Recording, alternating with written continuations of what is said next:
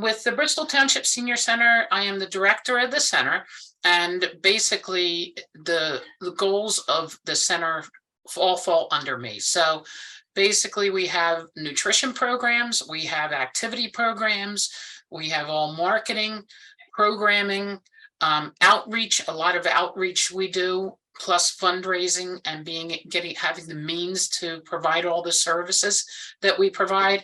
And that's my role. I oversee all of the areas of the senior center. There's about 9 areas of development, facilities and management, HR, human resources, and also our volunteers, our volunteer program, and all of our activities and our fundraising and marketing. So and we have volunteers that help in every area, including in technology, including in social media. We have all different volunteers that help us to keep in touch with all the people we serve, make sure they know about the programs that are coming up and everything that's going on, a lot of the outreach that's done to help connect them to services, all that. And the biggest piece, I think, is partnerships. So everything we do here at Bristol Township Senior Center is done in a partnership with other organizations. And that is a big role of just being a good partner and making sure that our partners have what they need and that we have everything set up to provide the services through those partnerships. Can you give an example of a partnership that works really well for you right now? We have so many. Right now, we're just doing a Temple University.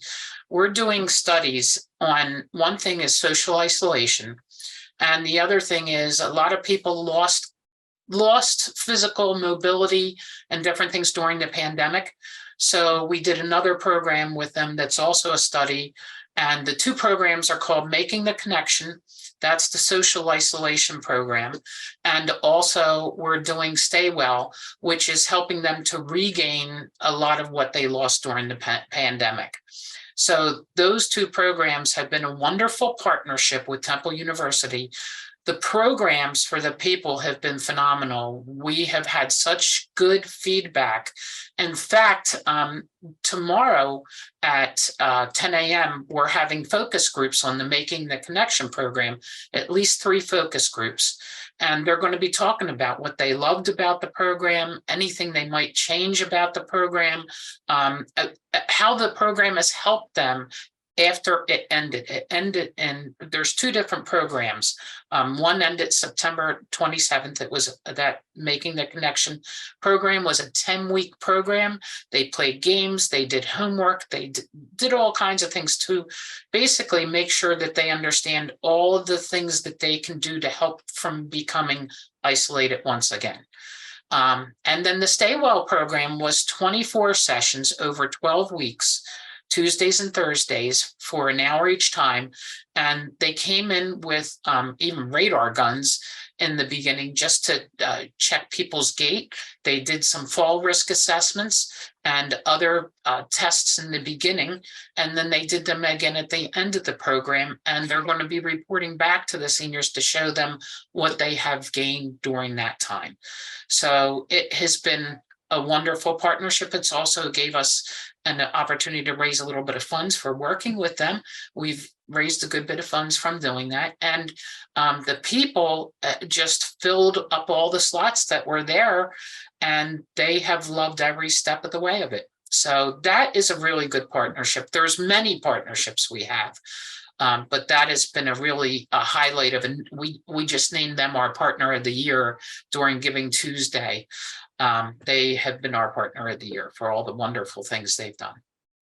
Tell us more about how you empower older adults to get connected or to even stay connected with technology as they age. I had put in a grant and we received it, and we've been working with the Senior Connect program through Bucks County Area Agency on Aging.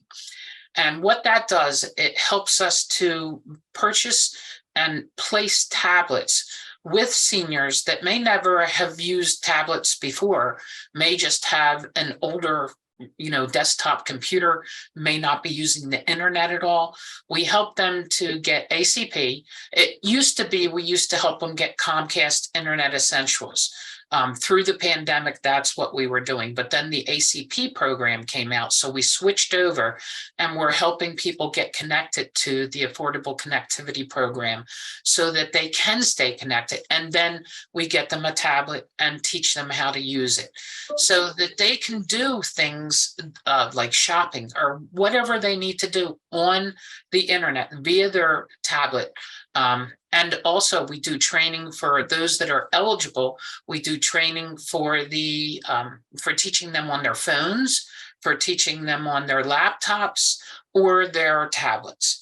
So we've already placed, it's about 104 tablets we've placed with people. We also have done over 40 people with the internet connectivity, helping them to do that. And we just continue to bring more people on board, and word of mouth spreads. So we're constantly busy, and it's very nice. We have a woman, Doris Reinert, who works, she's a volunteer and she works with the program, and she has been wonderful. And what we're doing right now is we're starting to evaluate the program. We've been checking with people to see what updates they need with their tablets, to bring them in to get those updates done, those that are already using them and know how to use them, finding out what else they'd like to learn how to do, and also making sure that they fill out a survey for the Bucks County Area Agency on Aging to track the effectiveness of the program.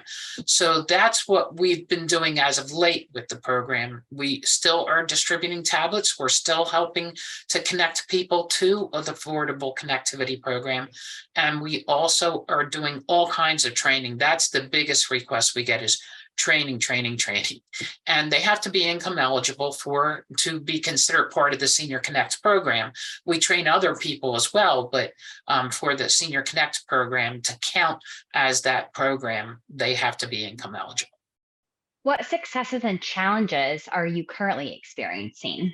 Well, some of the successes have been connecting people to resources that they didn't know they could get.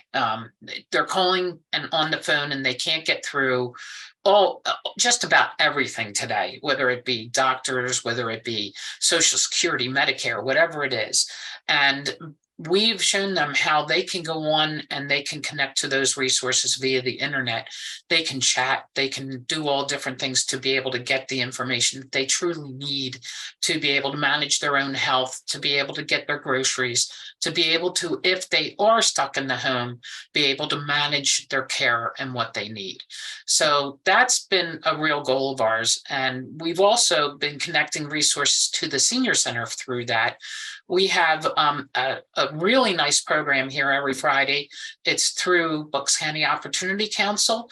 And also there's other organizations involved, like St. Mary's Medical Center and Rolling Harvest Organization and others.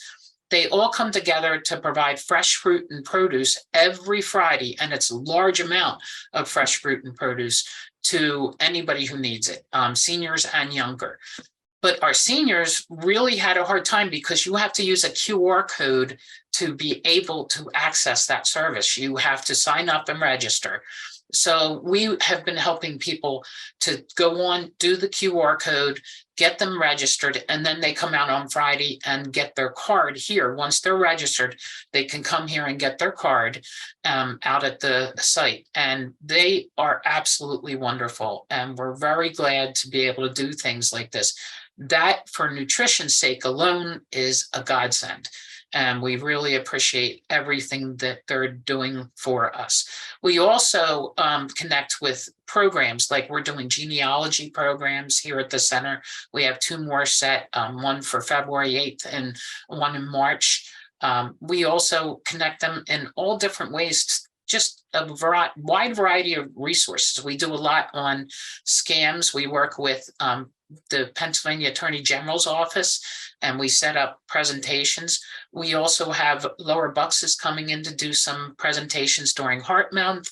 Our state legislator, State Representative Tina Davis, is also coming out to do a nice program. Some of these we actually record and we Facebook Live them onto Facebook, or we provide a link that people can view review and watch everything that happens, so they know what resources are available and can basically get the information that they need, even if they can't get here to get the information. We're also working with Bucks County Foundation, who've been wonderful. We have seniors that are having a lot of problems, and they're helping us to take each individual situation and help to resolve that situation. We just had a woman in her 80s. Her husband was in the military. He's completely disabled, and she's providing 24/7 care for him. And they have been wonderful in basically sending out a landscaper because she couldn't do the outdoor work anymore. Things were starting to go astray, and they're actually going out and fixing everything up for her.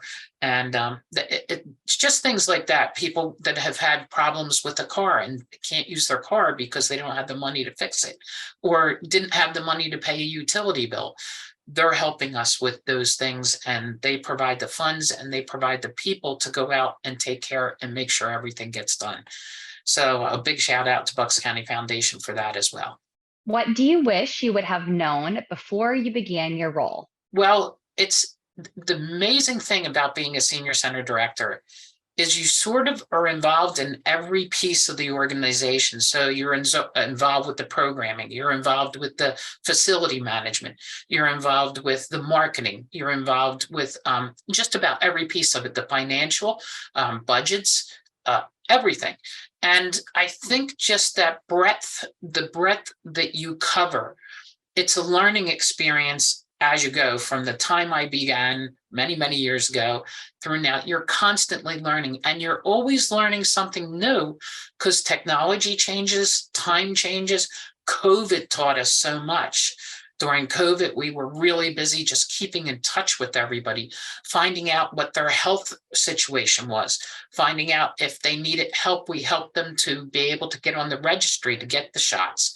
And then once the shots were available, we helped to line them up to get the shots.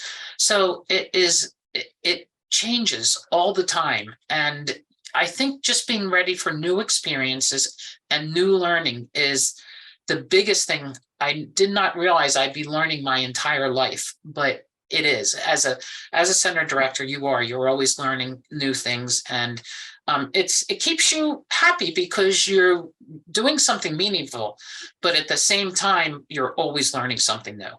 What is the one fun or interesting fact about you? The most fun and interesting fact about me is I love gardening, and I have a passion for gardening. And I've won a lot of ribbons at the county Grange Fair. So that is something I love. My niece lives on the property right next to us, and they have chickens and do a lot of homesteading. So it has been a lot of fun, and sharing that knowledge with people has been really a lot of fun as well. That is one of the biggest loves of my life, and also just connecting with all ages. We really try to connect with everybody and being involved in their lives and the lives of our seniors. It's a full breadth of all ages, and that intergenerational connections are so important to me.